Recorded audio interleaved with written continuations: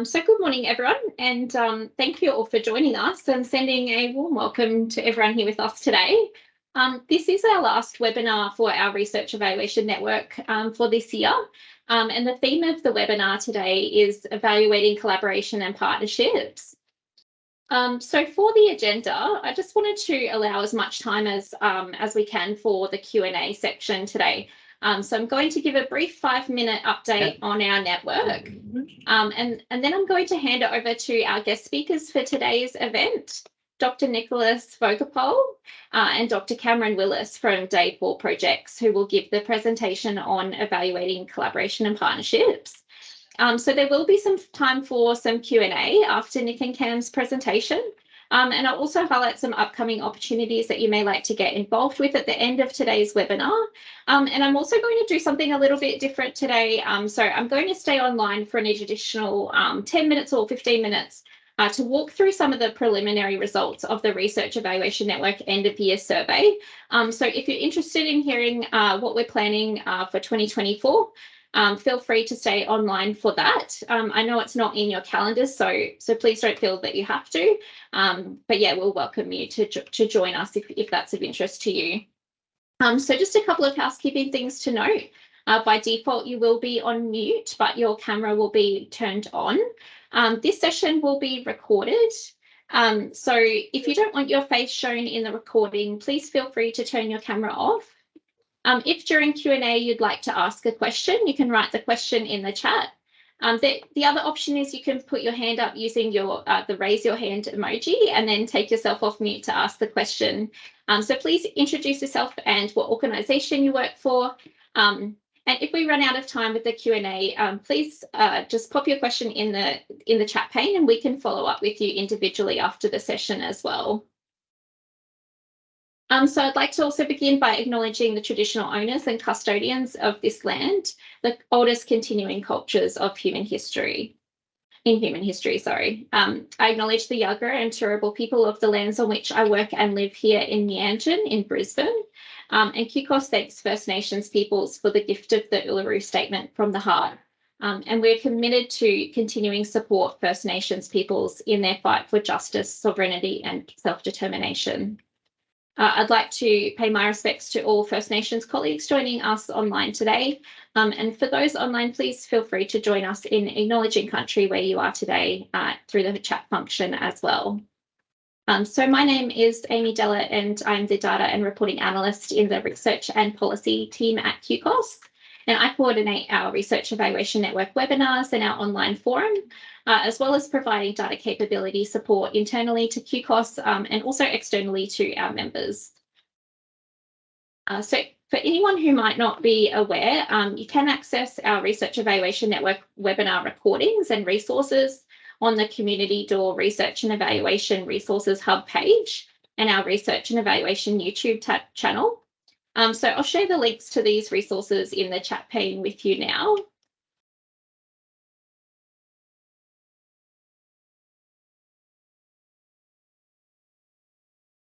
So lastly, also, before I hand it over to Nick and Cam, I thought I'd quickly mention that the Research and Evaluation Network end of year survey is still online and open. And so I've shared this link with you in the chat there. So there is still time to participate, and we would really love to continue receiving feedback from everyone who's participating in the network on how we're going. And we'll continue to receive that feedback over the next month or few weeks before finalising what next year will look like in terms of the plan for the Research Evaluation Network next year. So please reach out to our team at research@qcos.org.au if you have any questions or concerns. And so now it is my pleasure to introduce our guest speakers for today's event. Dr. Nicholas Vogelpoel is a leader in the design, implementation and evaluation of complex programs. Nick draws on his broad experience in non-government organisations and charities, philanthropic organisations and foundations, universities and government. Nick has particular interests and expertise in designing and implementing learning and evaluation systems for partnerships and platforms. And over the past decade, he's been privileged to work with partnerships and programs focused on planetary health, global health policy, epidemic preparedness, mental health and suicide prevention, arts and disability, behaviour change and human rights. He has led evaluations for global and national funders of international development and designed evaluation systems for leading philanthropic funders. And also our next guest speaker is Dr. Cameron Willis. He's an associate professor in the Faculty of Health, Arts and Design at Swinburne University in Melbourne and a director at Day 4 Projects. He brings 15 years of experience in designing and implementing impact-orientated evaluations for institutions in Australia and Canada. He's led evaluative initiatives for government agencies, non-government organisations and research institutes, including Public Health Agency of Canada, Propel Centre for Population Health Impact, and the NHMRC's Prevention Partnership Centre.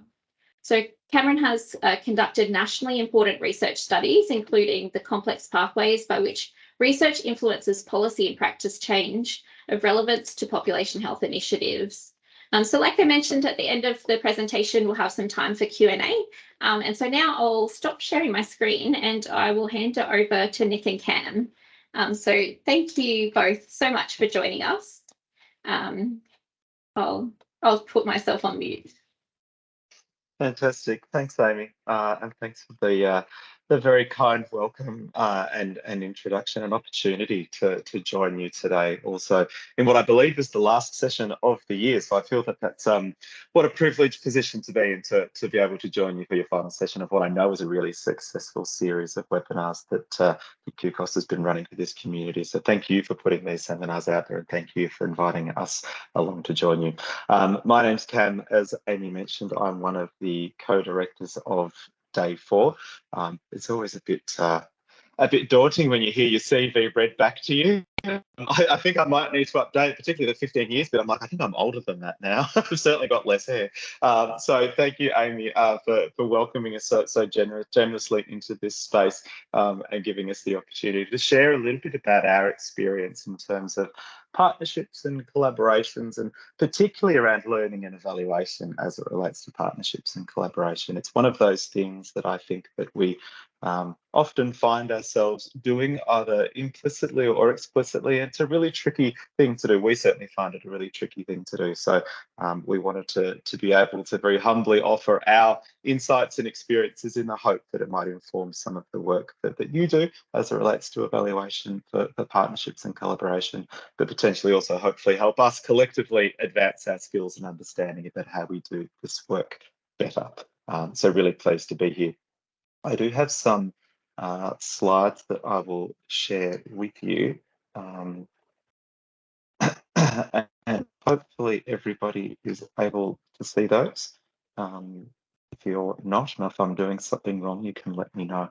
As I mentioned, the topic of partnerships and collaboration is something really important to the work that we do at Day 4 Projects, and we often find ourselves working either with collaborations or with entities, organisations, institutions that are in collaborations or seeking to be in collaborations. And one of these sort of core challenges that keeps coming up is around, well, how do we go about learning about what our collaboration is doing? How do we go about learning about, is this collaboration actually delivering on the outcomes that we want it to deliver on? Is it delivering on the outputs? Is it meeting the requirements of those people that are part of this collaboration? Is it delivering value for the world at large? And so this question around how do we go about learning and evaluating our partnerships is something that we encounter often, and I'm sure that you encounter as well. It's kind of the focus of what we wanted to share with you today. Before we get into that element, though, we did want to spend some time just talking through a little bit about, well, what do we mean by collaborations? What do we mean by some of these core concepts that we often hear in language and rhetoric and conversation around collaboration and partnership? So we thought we'd spend some time a little bit around some of those key concepts before we get on to the meat, I suppose, around learning and evaluation.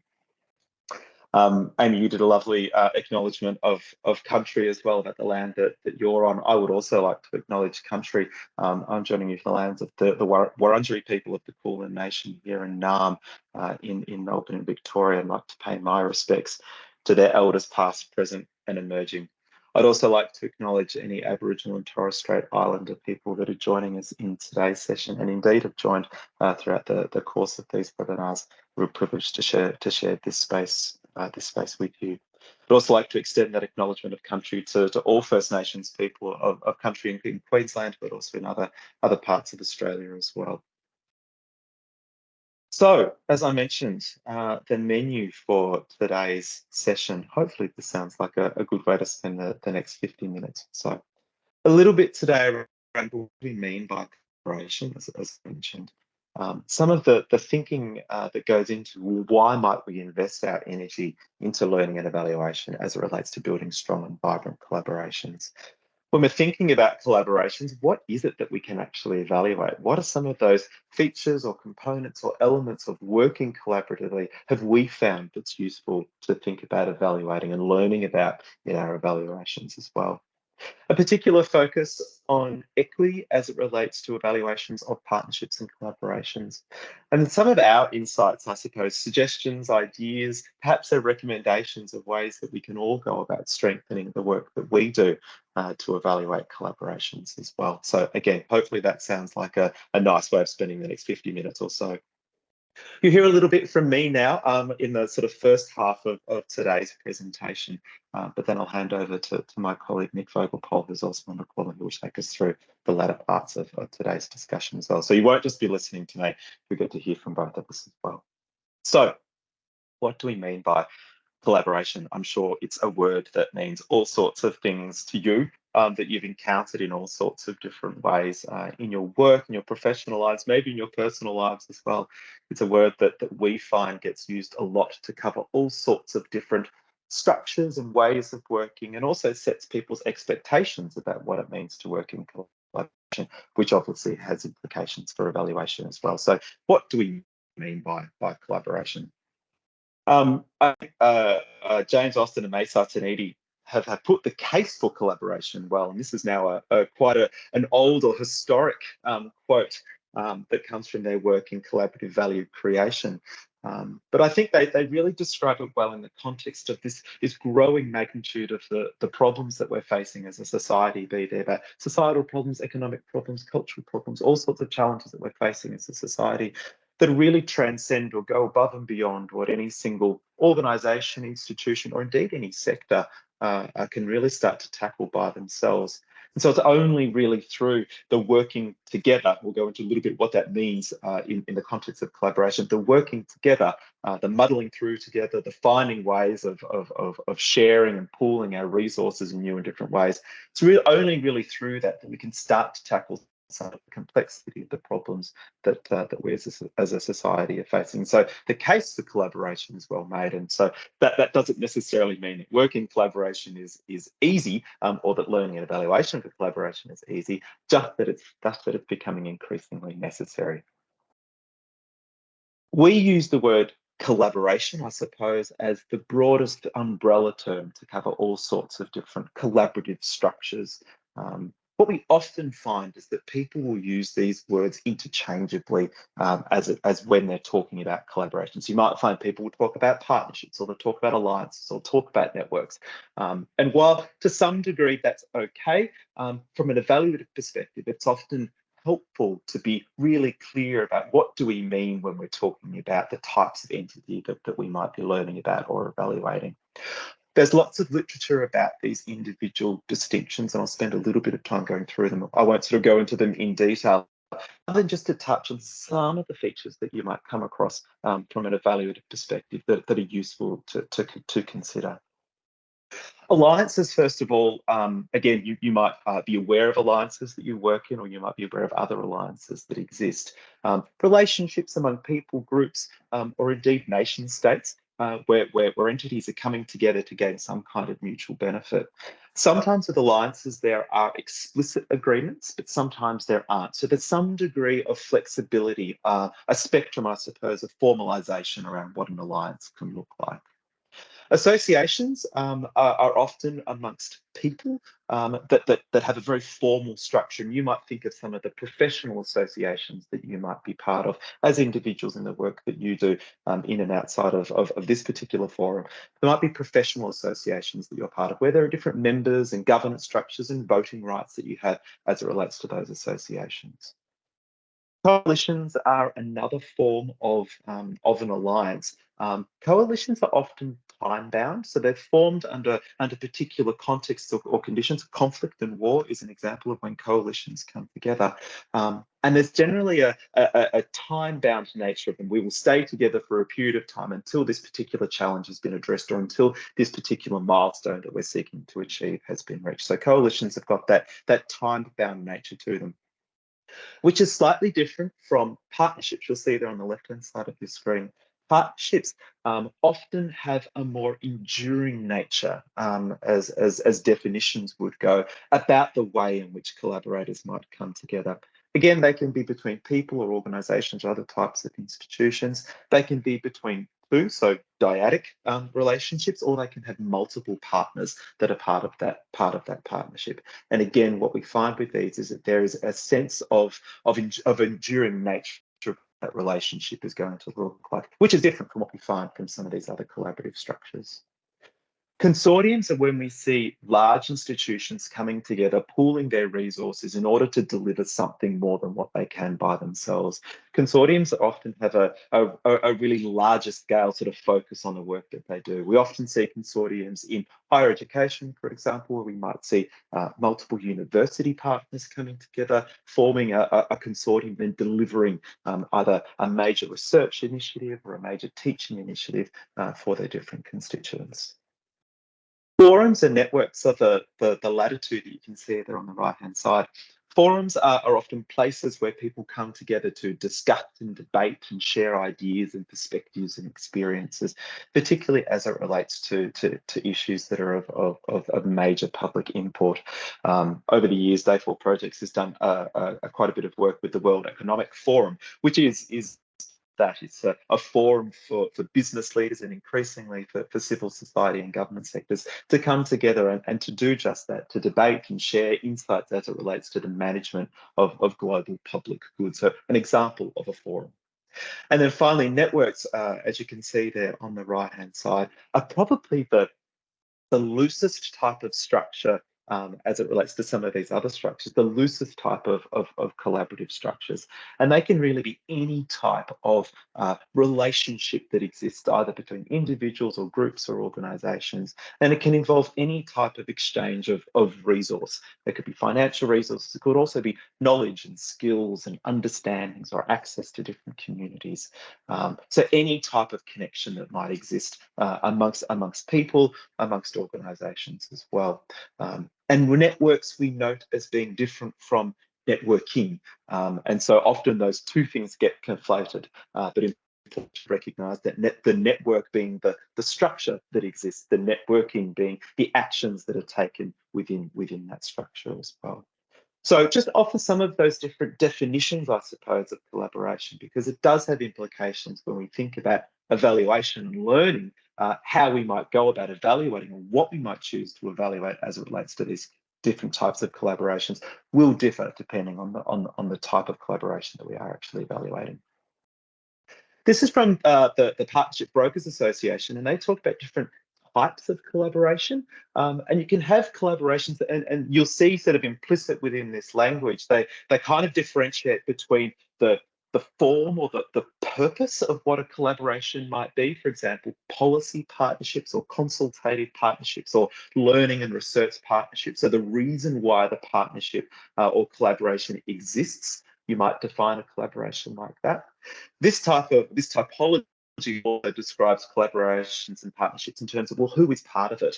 We might have public-private partnerships where we're defining the partnership based upon who is part of it. Single sector partnerships, for example, you might have multi-sector partnerships. We could have internal partnerships where we're just looking at different government agencies, for example, that are coming together. So another way of describing collaboration in terms of a typology, who is part of it, but then also what is it designed to do and what are some of those functionalities that are included in it. Importantly, these aren't mutually exclusive. So you can absolutely have multiple, you can have a collaboration that is tagged in multiple ways. It might be a public-private partnership, which is particularly focused on capacity building, for example. And so you can, I suppose, chop and change these different definitions and concepts and typologies to suit the collaboration that you're looking at. And again, has implications for the type of evaluative questions that you might seek to pose of what that collaboration is.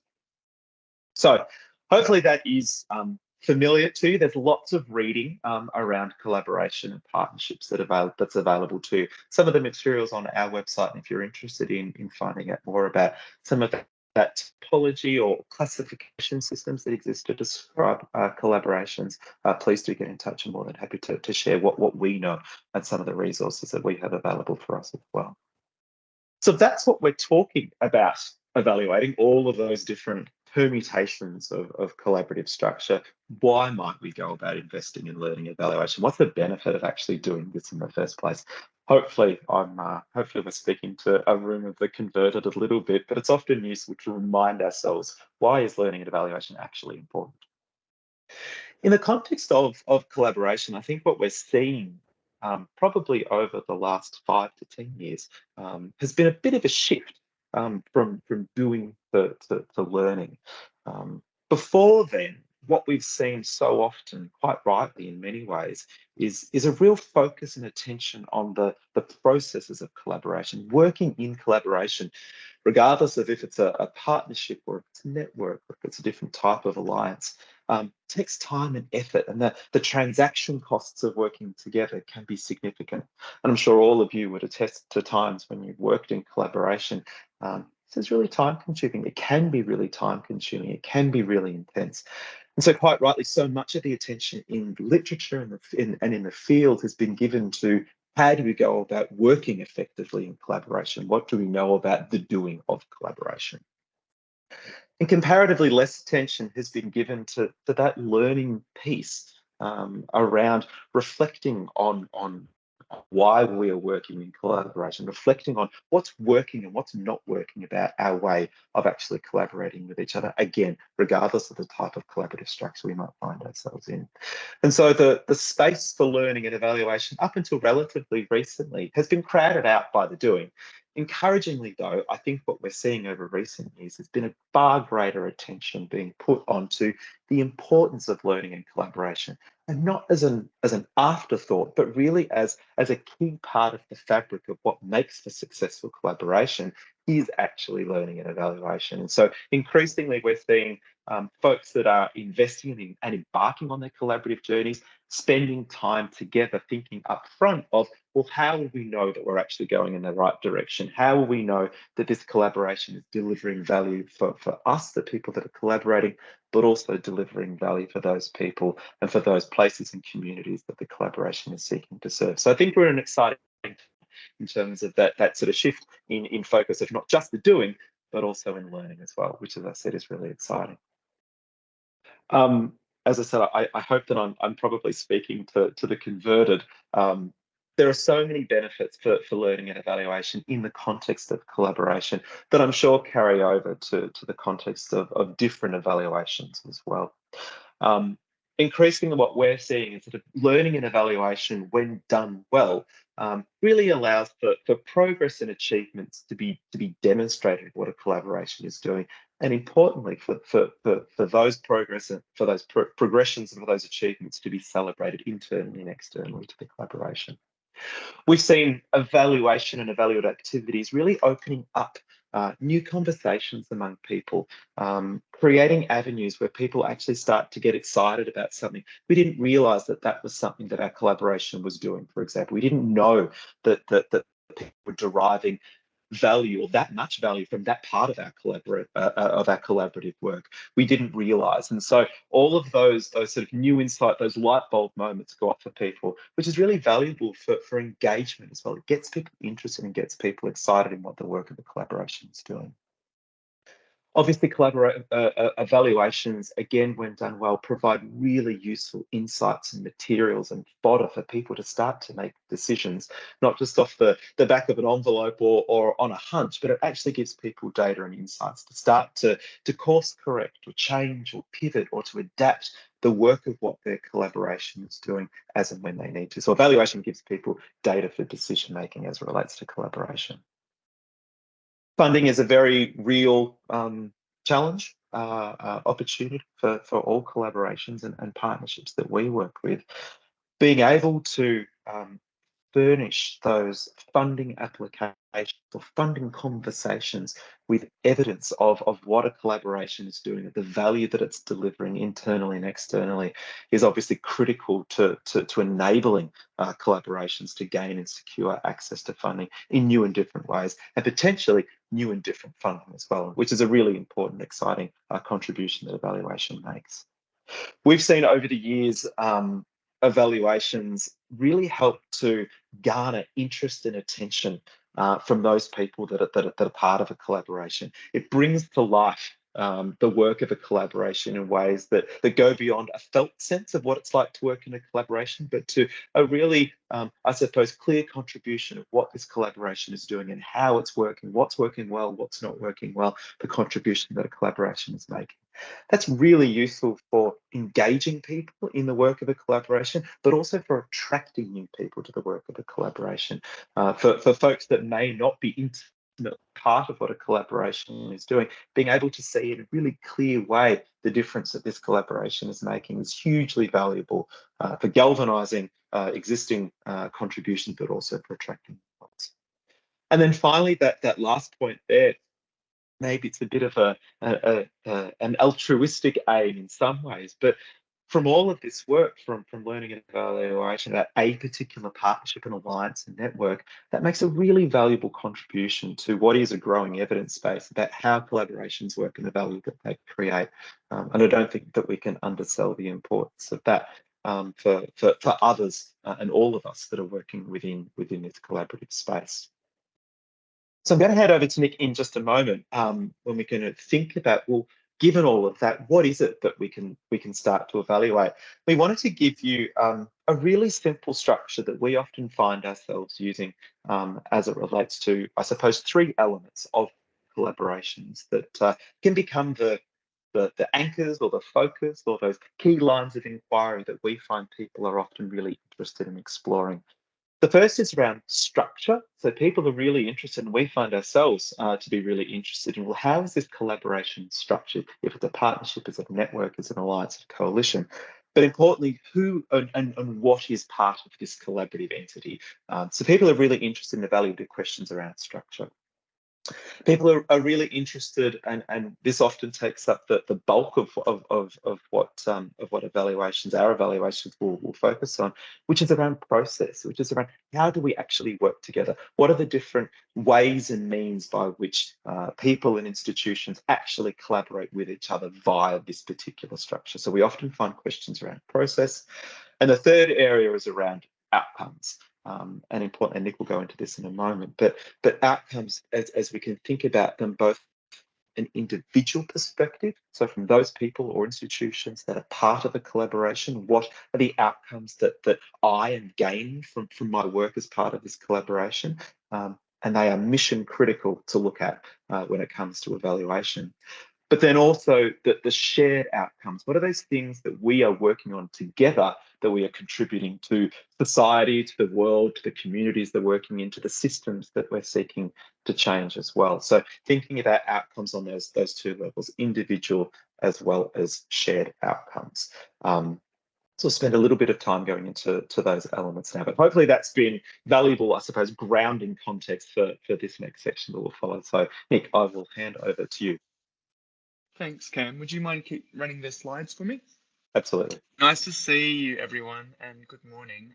It's nice to have a mix of faces. I see some familiar faces there too, so good to see old friends and new colleagues. Cam, if you're able to just skip us through the next one.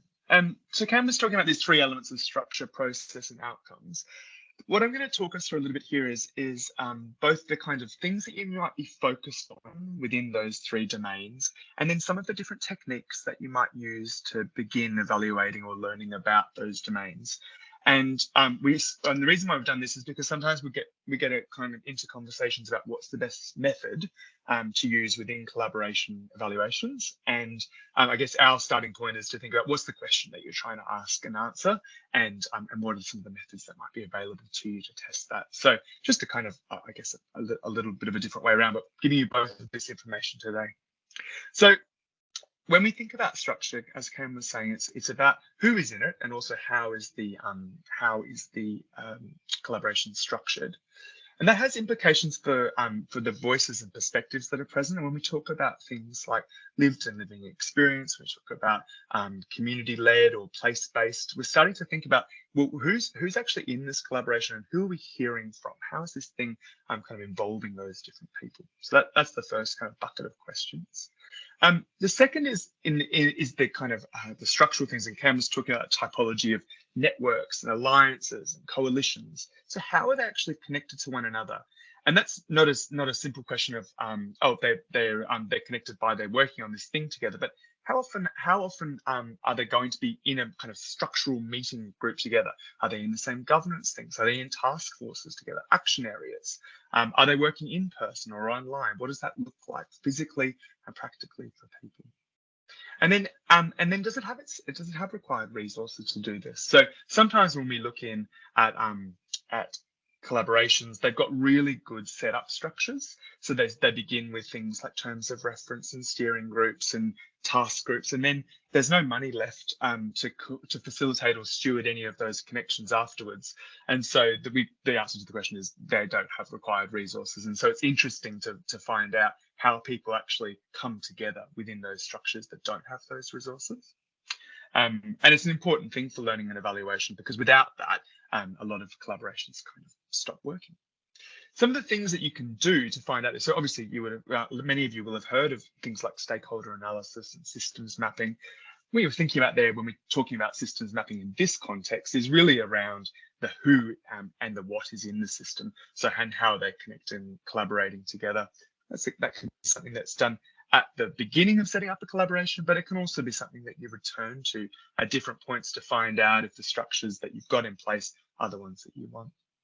And network analysis is obviously the next kind of level of that, and figuring out how people are connected to one another, kind of the strengths of those connections between people, what they might be doing together. So you hear things about that you'll see like kind of network maps will come out of something like this. We find that kind of process is really useful for understanding where there's super strong connections and perhaps areas where you might want to strengthen connections within your collaboration.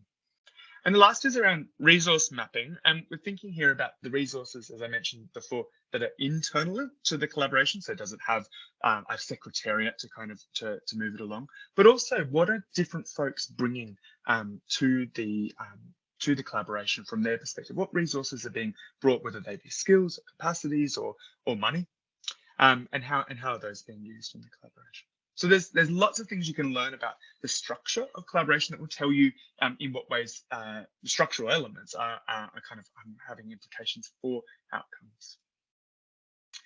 When we look at things around process and questions around process, I'm going to talk about the tools that we have at our disposal there, but a lot of the ways in which collaborators work together is covered within this domain of processes. So do they have a shared goal? These are some of the things that we find in collaborations. A strong collaboration will have a shared goal that is kind of understood and appreciated by all those that are part of it.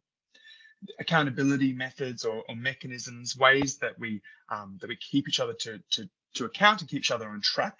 What are some of those processes that are in place? I mentioned some of the governance arrangements that might be there. Are there decision-making processes? Who's involved in the decision-making processes? Do we want them to be inclusive, transparent, and representative? I would assume so in a good collaboration. And so how are we ensuring those things are happening and being upheld?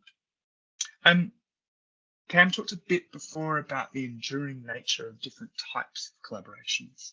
and often we'll go into evaluated collaboration that is operating within changing circumstances, where something around it was set up to do one thing, but time has passed and now the circumstances are different. And there's something really important about the ability of a collaboration to be able to respond to those changes, whether they be external or to the internal lives of those collaborators. So what is it set up to do? How will it deal with those changes? What are some of the processes it will use to deal with those changes? Communication's a huge part of a successful collaboration, and people dip in different ways. But what you're interested in terms of processes is how are those methods or processes being used to enhance communication between folks.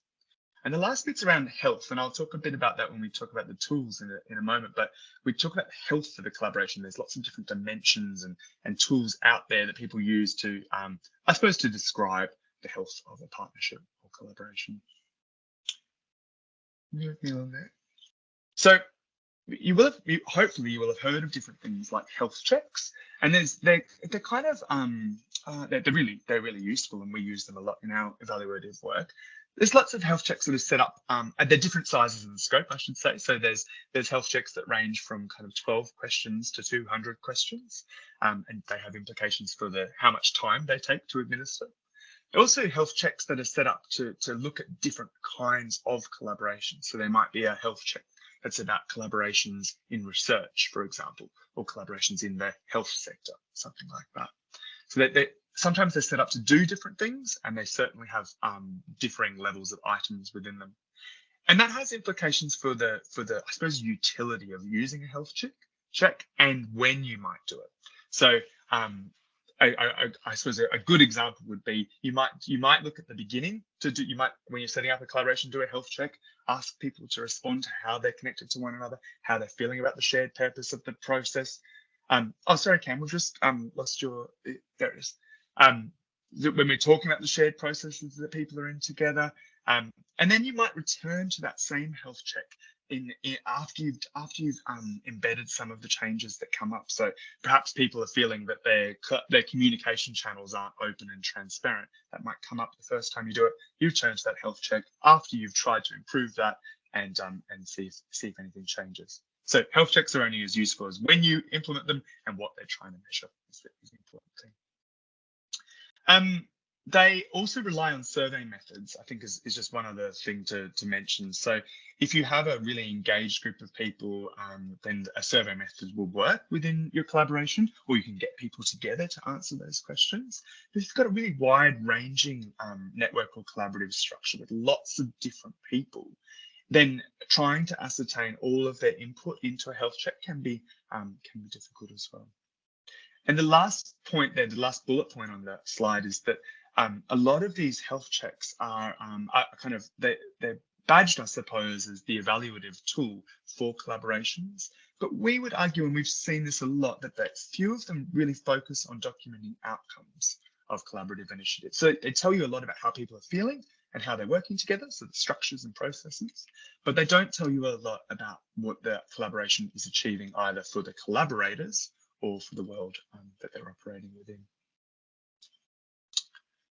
So then how do you measure or start to understand and learn about outcomes for collaborations? I think the first thing to say is that just in the way that we're describing it today, you could think about outcomes in two buckets, I suppose. So we've called them individual and shared outcomes. So outcomes that accrue for you as a participant or you as an institution within a collaboration. We'll talk about what some of those are in a moment.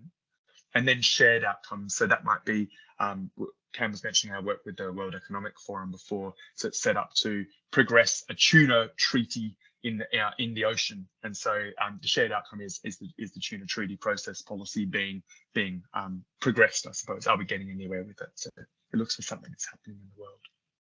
So some questions there that might be interesting within the space of outcomes is how has being part of a collaboration or working together influenced who is part of it? So the structures and processes of the collaboration, how is that, the ways that people are working together, how has that influenced you individually or you as an organization? And what do you gain from it? What are some of the things that you get from being part of part of collaborations. So things might be you get access to networks, you get access to information, resources, skills. You might be able to meet new people, start new projects, leverage kind of funding or finance from one another, pool resources, those kinds of things. And then in what way is the collaboration contributed to changing its system of interest? So you would imagine that collaborators come from all different spaces, and they sort of put some boundaries around the thing that they want to affect in the world that they want to kind of make change in. And so once those things have been documented, and we'll talk about how to do that in a moment, then it's important to understand how has that collaboration, that way of working, contributed to that system of interest. So it's a bit meta, but it's kind of really important that the collaborators have all sorts of other things going on in the world. But what is this collaboration? What are these people doing together, and how are they influencing that system? I've talked about these two broad perspectives, and I'm going to go into a bit more detail about individual and shared outcomes. So individual outcomes for collaborators, and I mentioned before, you might experience them as a person. I mean, you will experience it as a person, but there might be gains that you get for yourself, and then there also might be things that you bring back to the organisation or institution that you're part of. So the first set of individual outcomes, I suppose, are about improving or increasing your organisational mission or your personal mission. So, for example, I might be a smaller organisation that's really interested in climate resilience, and I can't access all of the big information. So I join this network to be able to fulfill and to join together with others who are working in that space. So if I get there and then it does increase my ability to achieve my organization's mission, that's a good thing. I suppose the opposite is true as well. And equally, staying with the same example, you can gain organizational outcomes as well. So might be about leveraging resources. So there's a bit about bringing together smaller and larger players, people that have access to technical skills and capabilities, those in-kind resources, or access to communities and local spaces. That might be some of that cost savings. And people who have funding that's untied that might be available to disperse to the collaborations. All those things are important. And then there's all those intangible gains that you can plan for, but are really interesting and important to understand if a collaboration is actually adding to these things. So things like being part of it might bring you social or political capital. So being a small organisation, being brought in could gain you those things. You could get access to different networks and connections with people you wouldn't always or have the opportunity to. It might bring increased legitimacy to the work that you're doing. And reputational benefits for your organisation. You can see some of those things there on the screen, but the thing that we see the most, I suppose, is this influence and positioning and knowledge and capacity building. So often we don't go into a collaboration just to learn, but being around others gives us an access to their knowledge and their information, and we learn by doing and learn by sharing with one another as well. So shared outcomes are slightly different. And there could be all sorts of different domains, I suppose. But typically we see these shared outcomes fall into, this is a way of thinking about it, I suppose. So a shared outcome around policy first. So a group of people coming together to either create a position or to actually physically change a policy or advocate to change a policy. Might be about rules or regulations that could be internal to an organisation as well. But we mentioned at the top of the call, there are really there are policy partnerships that are set up just to do that, to discuss and debate and to influence and change policy. We see shared outcomes around practice. So there's we're part of, I would say we're part of a collaboration today in this webinar, and we come along to share our practice with one another. The way that we're doing that today is that you have some guest speakers and there'll be a question and answer process, and we're sharing some information with you. And that would hopefully be able to be something you can embed within your practice later. So it has implications for practice. Resource availability and distribution is, as I suppose, I would call it a benefit or a shared outcome of working together. So you get more because you've got more people there, you've got more money, you've got more time, you've got more people, got more knowledge, and you can bring people together. And that kind of that collaborative advantage that comes from coming together is something that's a really important shared outcome. Relationships are an outcome, but only, I would say, are tempered by the nature of the connections that are facilitated between folks. So see things like a really open and inclusive environment for people to come together is very different to a network where there's where those principles aren't in place. So relationships are a really important outcome, and they are affected by the structures and processes of the collaboration. Some collaborations do this differently than others, I suppose, but the disbursement of power is something that's really important and interesting about collaborations, because you can bring different people into the mix that weren't always there. You can change who has the authority to make decisions, who's speaking, who's included, what are the decisions, who's excluded. And it's not just about increasing representation of the people that are part of the collaboration, but actually enrolling people at different parts of what you're doing. Who holds the pen? Who gets to decide what words get used by this collaboration? It's a really important part of it. And finally, by being part of a collaboration, you're exposed to different attitudes, to different values and different beliefs. And those can influence the way that we think about the world, and they can influence the way a sector or a system thinks about the world by being connected to one another. So we often see that a real outcome of collaborations is changing the way that people think together in those collaborations. Okay, there's lots of information here. That's one kind of way of thinking about these structure, process, and outcomes. Some of the suggested questions that I've suggested to you there, and also the methods around collecting them, they are just suggestions. I wouldn't recommend doing them all at once, because it's quite a lot of information to collect. But there's some of the types of information that you might collect about collaborations and learn from. In this next piece, we've done a lot of work in this space, and it's increasingly an important topic, and is something that is being spoken about, I know, within your network as well. And so we thought we'd touch on, for now, a bit of a conversation about how to promote equity in partnership evaluation or collaboration evaluation in kind of two dimensions. So the first is around cultural safety, and how you, so that framing of cultural safety has some practice and some theory around it, and people will be thinking about this in different ways. So I'm not going to propose one way of thinking about cultural safety as the first step, but when we're bringing people together in collaborative entities, there's both the ways that they engage in the collaboration and the ways that they engage in the evaluation of the collaboration. So distinguishing those two things. And what I'm talking about here is how people participate in the evaluation of that collaboration. So that might be something, it might be things like thinking about different modes of contribution. So people feel comfortable one-on-one, or in workshop settings, or in group settings, or in written format, or responding to set questions. So all sorts of different things to consider.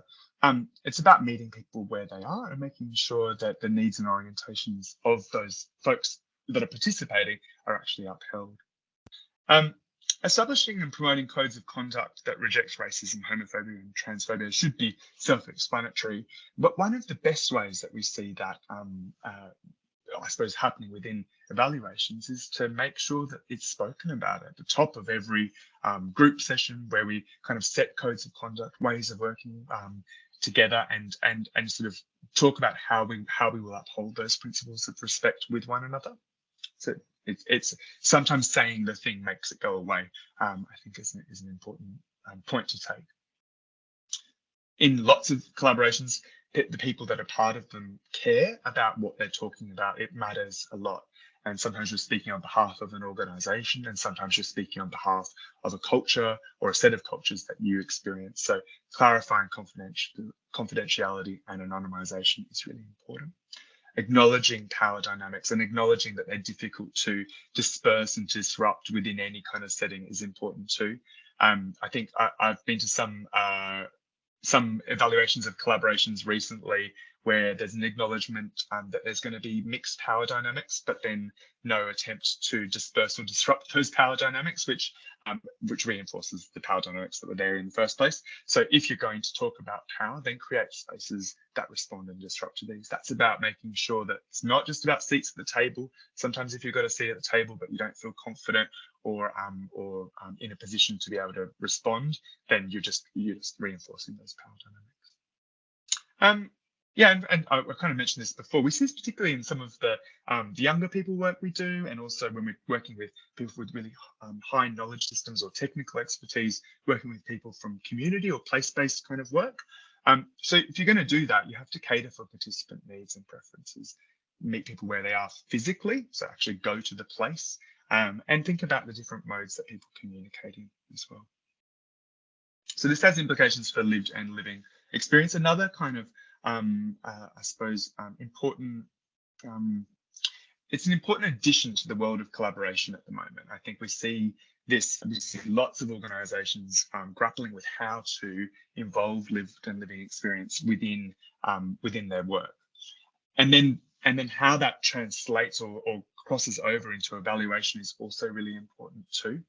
So I guess that the thing that we keep going back to and we think is an important thing is to remember to, I suppose, go to first principles of how you design something with a group of people who are going to have mixed sets of skills, expertise, experiences, and need different ways of catering to them.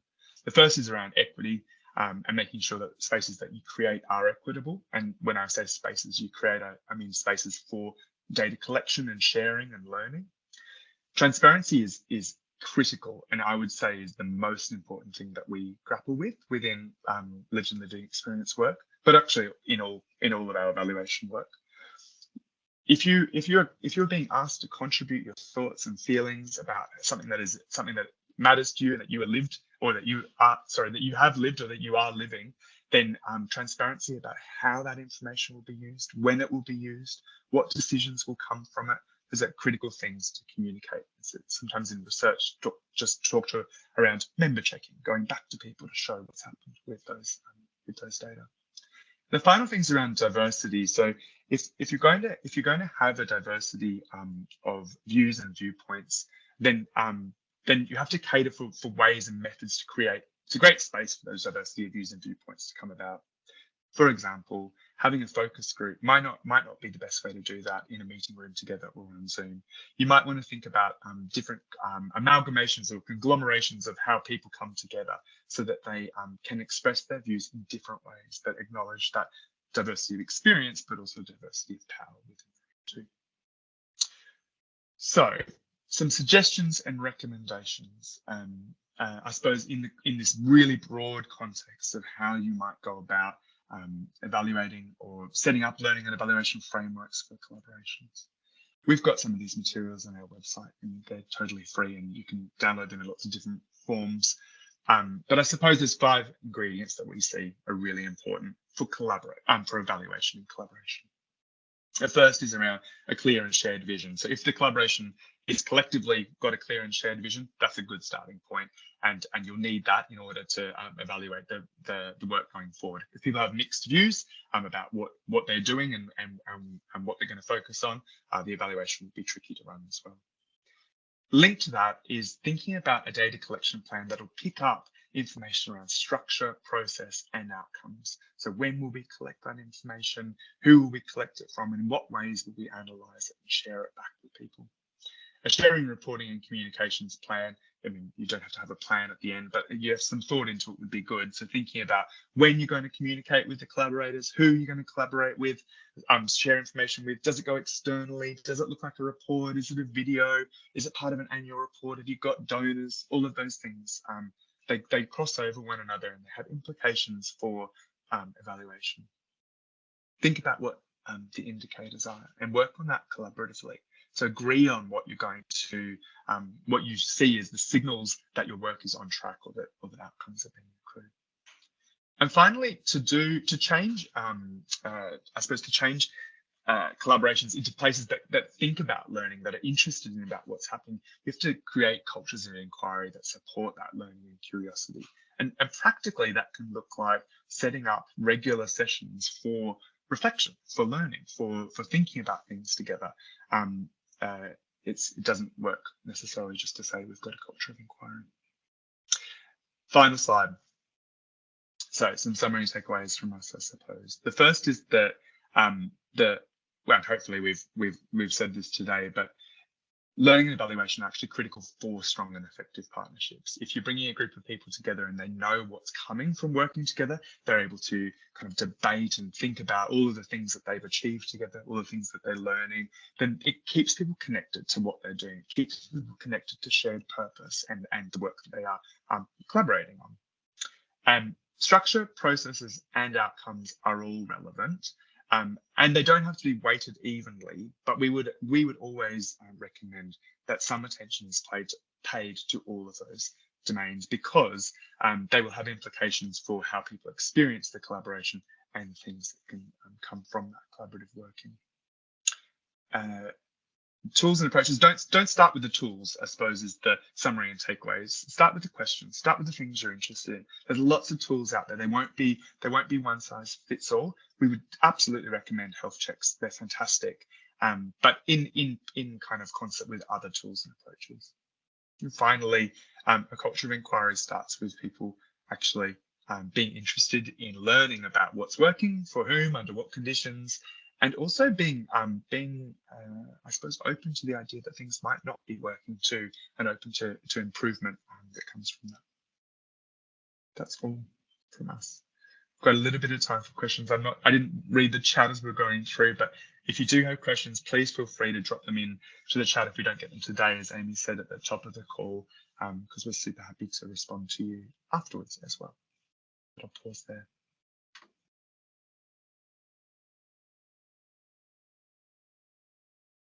We've just got well, firstly, thank you very much, Nick and Cam. Really appreciate your time today. Yeah, so we've got a comment in from Steph in the chat saying thank you, and some really useful ideas and prompts in this presentation. So not so much as a question, but a comment there. So yeah, a couple of minutes if anyone wants to take themselves off mute and ask a question. Otherwise, I've got a couple of reflections, and we can talk about what some future opportunities for the network as well. So far, yeah, nothing really coming through. Oh, okay, yeah, we've got a hand up from John. John, do you want to take yourself off mute? Yep. Can you hear me now? Yes. Yeah, John Eastgate. I work for a little consultancy business here in Brisbane. I'm interested in the stuff about outcomes. A lot of what I do is to do with, say, homelessness or disability, and a lot of the question we're asking is, has this made life better for people who are homeless or for people who have disabilities? I'm wondering how you work that into, like, a lot of your stuff is about the evaluation, about the collaboration and how the collaboration is working. How do you build that bridge to be, okay, how is this actually influencing, the outcome that everybody is trying to get in the wider world? I was a little bit confused about where that fitted into the stuff that you presented. Yeah, this is a really good question. I'll start, Cam, and you can take along. I suppose the thing that we find the most, John, is that structures and processes, or the strength and health of those structures and processes, have really deliberate results or impacts on outcomes. So if people don't feel like they're in a trusting space, if they don't feel like they can be open within the collaboration, if they don't feel like they've been invited to a particular meeting, or that it didn't go for long enough, or that they had an opportunity to share their thoughts, or that when you heard their thoughts, you responded to it. So if those things, they seem like the softer kind of stuff within structures and processes, but for us, they are absolutely telling of how well or to what degree outcomes are accrued for people. People turn off from collaborations. You'll have folks that all say yes, they're going to be part of it, and then they stop showing up very quickly, or they actually start to derail conversations between folks. They have side conversations. When you start to see those things, they have huge impacts, I think, on outcomes. So I guess short answer is the structures and processes matter, and how people experience them really matters for accruing those outcomes. think the only other thing, I agree, Nick. The only other thing that I would add to that is sometimes there is that differential between an evaluation of a partnership and evaluation of a partnership's projects. And so sometimes what we find is that a partnership might have a set of projects that are specifically looking at delivering services or initiatives for priority populations or groups, or in particular places or in particular initiatives. And so sometimes it's a bit of an amalgamation of both those perspectives. It's the work of the partnership that's enabling people to come together to do X, Y, and Z. And then it's an evaluation at that next layer down, an evaluation of perhaps some of its projects that are working within communities or working within particular places. And then it's layering all of those pieces into that overall understanding of what a partnership is doing. The other thing that I think is really useful in this context of thinking about some of those outcomes, and it'll differ depending on what the content domain people are working in, but is something like contribution analysis. So the stories by which our partnerships are actually shaping the way that change is taking place. And contribution analysis, for those that aren't familiar with it, spend some time looking into it, because it provides a really robust way of telling really reliable stories about how this partnership is contributing to change, that rejects the idea of attribution, which for so many of what our partnerships are about, they are all contributory. So it provides us a really nice, useful tool, I think, for starting to answer some of those questions as well. Thank you so much. Thanks, that's really helpful. Excellent. Thanks so much for the question, John. I think we have run out of time now. I just wanted to make some comments there. So there was a question around any examples of health checks that you can share or where they can be found. I think that's a good question to take offline. If you're happy to follow that up with us, we'd be more than happy to kind of facilitate that conversation offline. And also there was a question around, or more of a comment, so they're interested in your thoughts around the Vic Health Partnerships tool. So I think if you're happy, we can take that offline too. So apologies everyone that we have run out of time today. I'm sure we could have chatted to you all for so much longer. But yeah, I just wanted to say a very big thank you to you both for being so generous with your time today, and we really do appreciate your enthusiasm and your ability to share your experiences with us around how we can think about evaluating partnerships and collaborations in our sector. Really appreciate you unpacking the different types of collaborations and the benefits and the purpose of collaborating as well. So I think we know that our sector is collaborating, and we do it really well, but it's great to have some tools about how we evaluate them. It's really incredibly beneficial for me at the moment, and timely for our network as well, and hopefully the others online, where we can look at evaluating our own network at this time. So thank you for this information about how to promote equity in partnerships and create space to disrupt power dynamics. There's so much takeaways from that and so much learning. So thank you so much. I'm just going to go through the last slides that I've got just around some upcoming opportunities, and then we'll stop the recording and have the end of year survey evaluation discussion. So just in terms of upcoming opportunities that you may like to get involved with, I'll share these links with you now in the chat. There is quite a few links to share today, so I'll just leave that for you in the chat. So my colleague Stacey is hosting a webinar on the 14th of November, which I thought may be of interest to our network. So it will be co-presented by Info Exchange, exploring insights from the latest digital technology in the not-for-profit sector survey and associated report, including specific data from Queensland not-for-profit organisations.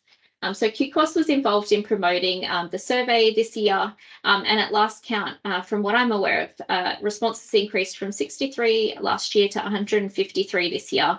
So really want to thank you all who gave valuable feedback to that survey, and we look forward to hearing the results shared by Info Exchange next week. Our friends at QUT are hosting an in-person event next Monday on the 13th of November. It's on social impact evaluation principles and practices.